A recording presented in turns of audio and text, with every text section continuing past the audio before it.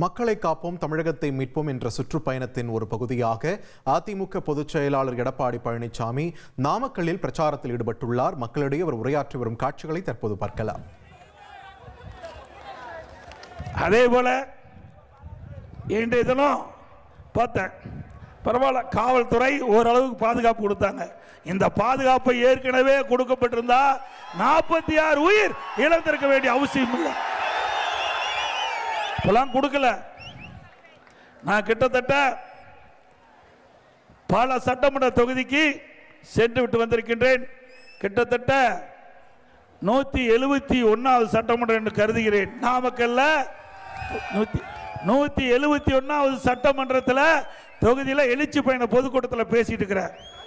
இந்த சம்பவம் நடந்த பிறகுதான் போலீஸ் பாதுகாப்பு ஓரளவு கொடுக்கிறாங்க.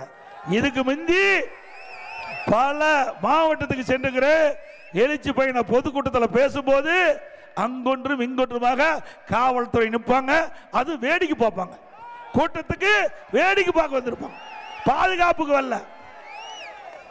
திரு ஸ்டாலின் அவர்களே, நீங்க ஆளுகின்ற கட்சியில் முதலமைச்சர் இருக்கிற காரணத்தினால ஆளே நடமாட்டம் இல்லாத பகுதியெல்லாம் காவல்துறை காவலர்களை நிறுத்தி உங்களுக்கு பாதுகாப்பு கொடுக்கிறாங்க. நீங்க ஆயிரக்கணக்கான பேர் உங்களுக்கு பாதுகாப்பு பணியில் ஈடுபடுறாங்க. நாங்கள் அதை வேண்டான்னு சொல்லல. அதே வேளையில் எதிர்க்கட்சிகள் நடத்துகின்ற கூட்டத்திற்கும் முழுமையான பாதுகாப்பு கொடுப்பது அரசின் கடமை.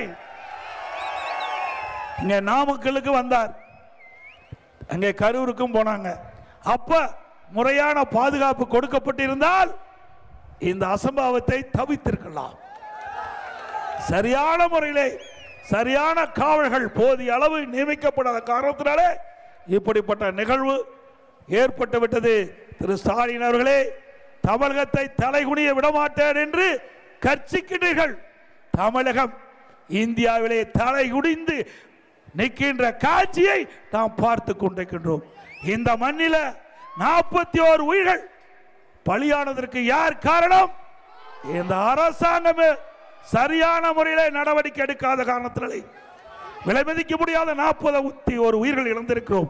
அத்தனையும் எப்பொழுது பார்த்தாலும் தமிழர் தமிழர் என்று சொல்லிக் கொண்டிருக்கின்ற முதலமைச்சர் அவர்களே, தமிழ்நாட்டை சேர்ந்தவர் தான் 41 பேர் இறந்திருக்கிறார் என்பதை நீங்கள் எண்ணி பார்க்க வேண்டும். வாயளவில் சொன்னா போதாது, அதை காரியத்திலே காட்ட வேண்டும், உங்களுடைய செயலிலே காட்ட வேண்டும். ஆனால் அந்த எண்ணம் உங்களுக்கு இல்லை.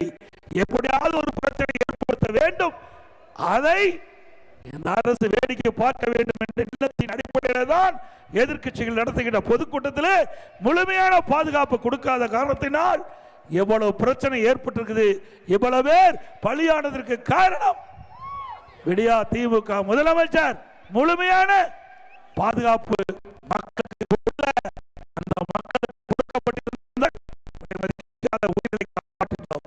ஏதோ குற்றம் சுமத்தவில்லை.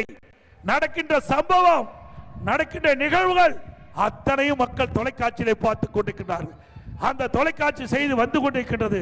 இதையெல்லாம் இன்றைய முதலமைச்சர் கவனிக்கப்பட வேண்டும். இல்லாவிட்டால் அடுத்த ஆண்டு சட்டமன்ற பொது தேர்தலில் டெபாசிட் கூட நீங்கள் உங்களை கட்சி வாங்க முடியும், உங்க வேட்பாளர் வாங்க முடியும். எல்லாம் மக்கள் வேடிக்கை பார்த்து கொண்டிருப்பீர்கள் என்று எண்ணிக்கொண்டிருக்கின்றீர்கள்.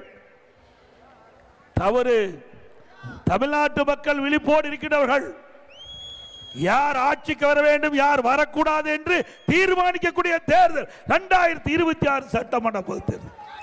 இதே அனைத்து இந்திய அண்ணா திராவிட முன்னேற்ற கழக ஆட்சி இருந்தது. நீங்கள் பிரதான எதிர்க்கட்சியா இருந்தீங்க. எவ்வளவு பாதுகாப்பு கொடுத்தோம்? எங்கேயாவது இப்படிப்பட்ட நிகழ்வு நடந்ததா? அண்ணா திமுக ஆட்சியில எதிர்க்கட்சிகள் கேட்ட இடத்திற்கு அனுமதி கொடுத்தோம். பல்லாயிரக்கணக்கான போராட்டம்.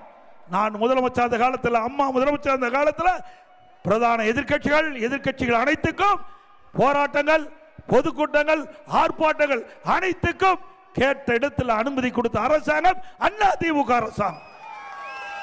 ஆனால் நீங்கள் இன்னைக்கு எங்களுடைய தலைவர்கள் பிறந்தநாள் விழா பொதுக்கூட்டம் நடத்துவது என்றால் கூட நீதிமன்றத்துக்கு சென்று அங்கே தீர்ப்பை பெற்று இங்கே வந்து பொதுக்கூட்டம் நடத்த வேண்டிய சூழ்நிலை கரூரில் நடந்து கொண்டிருந்தது. நான் ஒரு முறை சட்டமன்றத்தில் முதலமைச்சரிடத்தில் நேருக்கு நேர் கேட்டேன், இது எந்த விதத்தில் நியாயம்? இன்றைக்கு ஆளுங்கட்சி திராவிட முன்னேற்ற கழகம் அந்த கரூரிலே பொதுக்கூட்டம் நடத்த வேண்டும் என்று சொன்னால் எந்த இடம் கேட்டாலும் காவல்துறை அனுமதி கொடுத்து பொதுக்கூட்டம் நடைபெறுவதற்கு தகுந்த பாதுகாப்பு கொடுக்கின்றீர்கள். அதே நேரத்தில் பிரதான எதிர்க்கட்சி அனைத்து இந்திய அண்ணா திராவிட முன்னேற்ற கழகம் அங்கே எங்களுடைய தலைவருடைய பிறந்தநாள் விழா கரூரில் நடத்த வேண்டும் என்று சொன்னால் போலீஸ் அனுமதி கொடுப்பதில்லை. கேட்ட இடத்துல அனுமதி கொடுப்பது கிடையாது.